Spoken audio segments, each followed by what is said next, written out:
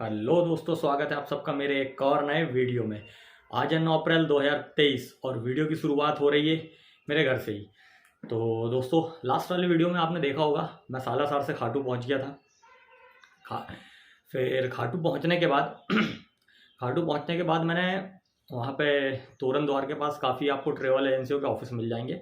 वहाँ से अपनी टिकट बुक कराई खाटू से उज्जैन तक के लिए। उज्जैन में फिर बाबा महाकाल के दर्शन किए और वहाँ से दर्शन करने के बाद फिर मैं देवास तक आया। और देवास से मेरी बस थी 6:30 पे शाम में। 6:30 पे जो बस थी उसने मुझे 6 बजे छिंदवाड़ा छोड़ दिया। तो दोस्तों, ऐसा था कुछ ट्रिप। अब बात कर लेते हैं इस ट्रिप में मुझे कितना खर्चा हुआ। छिंदवाड़ा से खाटू, खाटू से उज्जैन और उज्जैन से वापस छिंदवाड़ा। तो दोस्तों, सबसे पहले छिंदवाड़ा से मैं गया जबलपुर, जो सूत्र सेवा की बस से गया था, जिसका फेयर मुझे लगा 350 रुपये। फिर उसके बाद जो कि फुल्ली एसी बस थी, उसके बाद जबलपुर से मेरा रिजर्वेशन था दयोदय एक्सप्रेस में, 3 टियर में रिजर्वेशन था। उसका फेयर मुझे लगा था 1260 रुपये, जिससे मैं जयपुर तक पहुंच गया। फिर जयपुर से रिंगस तक के लिए मैंने जनरल में सफ़र किया, जिसका टिकट नॉर्मल वहीं से लिया था मैंने, जो 65 रुपये का था। रिंगस पहुंच के रिंगस से फिर लोकल बस से खाटू तक पहुंचा। खाटू वहाँ से 16-17 किलोमीटर दूर है, जिसका फेयर था 30 रुपये। खाटू पहुंचकर फिर मैंने जो धर्मशाला लिया वो आपको वीडियो में दिखाया ही हुआ है।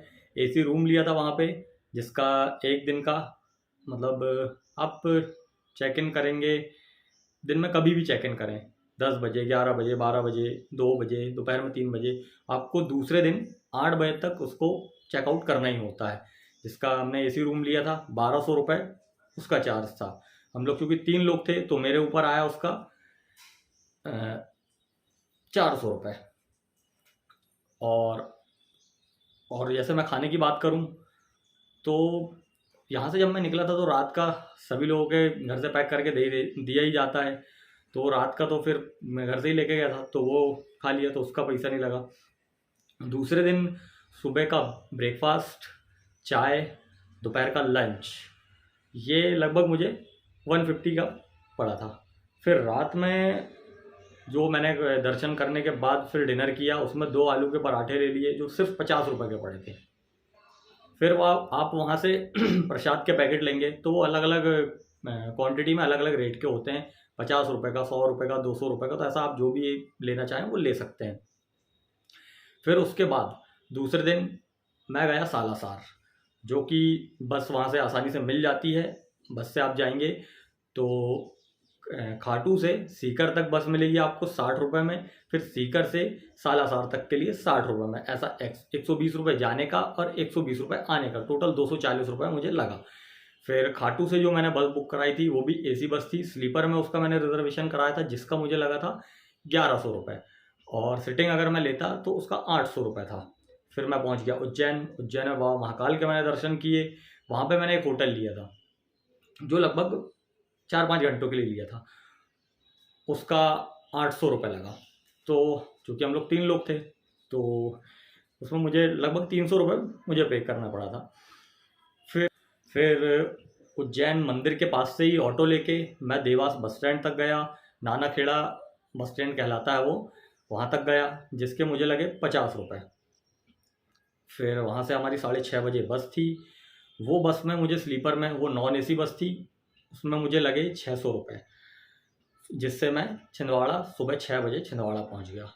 और अब मैं अगर खाने की बात करूँ दोस्तों, तो खाने के लिए आपको कुछ विशेष खर्चा नहीं करना पड़ेगा, बहुत सस्ते में आराम से हो जाता है, खाटू में भी और उज्जैन में भी।